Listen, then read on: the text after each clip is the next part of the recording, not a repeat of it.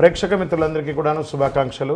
సద్గురు జ్యోతిషాలయం నుండి 2025 జూన్ రాశి ఫలితాలని మనము ఈరోజు తెలుసుకోబోతున్నాం. మా ఛానల్ ద్వారా చూస్తున్నటువంటి ప్రతి ప్రేక్షక మిత్రులు కూడా మీ యొక్క అమూల్యమైనటువంటి సమయాన్ని ఇచ్చేసి చూస్తున్నారు కానీ కాస్త like and subscription and share చేస్తే మాకు ఇంకో కొంచెం ఎంకరేజ్మెంట్గా ఉంటుంది.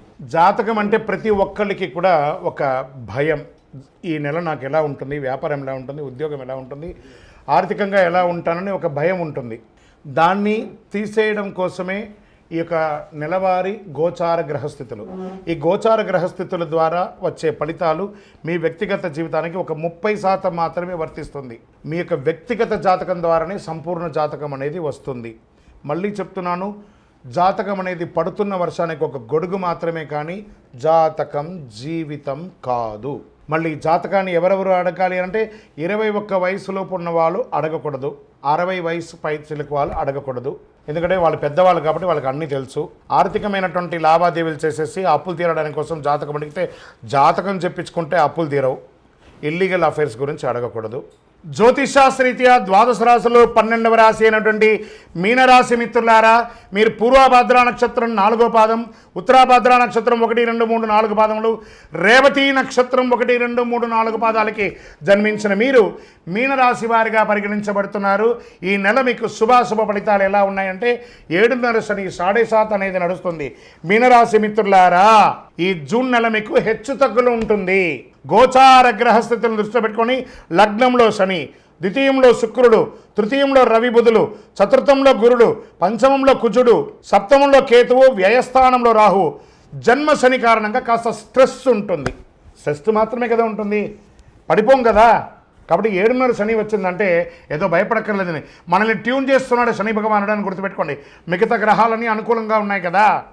ఈ మాసం మొదటి వారంలో నూతన ఆదాయ మార్గాలు అద్భుతంగా ఉంది. వ్యాపారంలో మంచి అభివృద్ధి, వ్యాపారం నూతన పెట్టుబడి కలిగిస్తాయి. పెద్ద రిస్కులు తీసుకోకండి. గ్రహాలు కొంచెం మిశ్రమంగా ఉన్నప్పుడు రిస్క్ తీసుకోకండి. కొత్త వ్యాపారాలు ప్రారంభించడానికి ఇది అనుకూలమైనటువంటి సమయం కాదు. అన్నదమ్ముల వర్గంలో ఆధిపత్య పోరు, విరోధములు ఏర్పడే అవకాశాలు ఉన్నాయి. వివాహ ప్రయత్నంలో కాస్త ఆశాభంగం అని చెప్పచ్చు. ఈ మాసంలో బ్యాంక్ లేదా బంగారు ఆధారిత రుణాలు తీసుకునే అవకాశాలు ఉన్నాయి. ఉద్యోగులకి అద్భుతంగా కలిసి వచ్చే సమయం. స్థిరాస్తులు కొని చేసే ముందు చక్కగా ప్లాన్ చేసుకుంటారు, కానీ ఈ నెల ఏది కూడా రిజిస్ట్రేషన్ కానీ ఒప్పందాలు కానీ చేసుకోకండి. కళారంగంలో ఉండే వాళ్ళకి మంచి అవకాశం. ఈ యొక్క కాస్మెటిక్స్ కానీ బ్యూటీ పార్లర్ కానీ వాళ్ళకందరికీ కూడా ఈ నెల చాలా అద్భుతం అని చెప్పచ్చు. విద్యార్థులకి చాలా యోగకాలం. మంచి పాఠశాల లేదా విద్యాలయాల్లో ప్రవేశాలు దొరుకుతాయి. భార్యాభర్తల మధ్య కాస్త సఖ్యత లోపం అవుతుంది, జాగ్రత్త పడండి. చిన్న చిన్న ఆరోగ్య సమస్యలు తప్ప పెద్దగా ఏం లేదు. రాజకీయ నాయకులకి మిశ్రమం. మీ యొక్క డాక్యుమెంట్స్ అంతా కూడా జాగ్రత్త. షేర్ మార్కెట్ మాత్రం ఈ నెల వద్దండి. ఎంత జాగ్రత్తగా ఉంటే ఎంత జాగ్రత్త. లేదంటే మేము చేస్తామంటే ఇబ్బంది పడితే మీ ఇష్టం. మీడియా రంగం వారు కాస్త అపనిందలు పడే అవకాశాలు ఉన్నాయి. ఈ నెల కొంచెం జాగ్రత్త పడండి ఈ రాశి వారు. ఐటీ రంగం వారికి యాజ్ యూజువల్ స్ట్రెస్. కొన్ని రోజులు అన్నీ బాగా అయిపోతుంది. ఆహారం మరియు నీరు తీసుకునేటప్పుడు బయట ప్రాంతంలో జాగ్రత్తగా ఉండండి.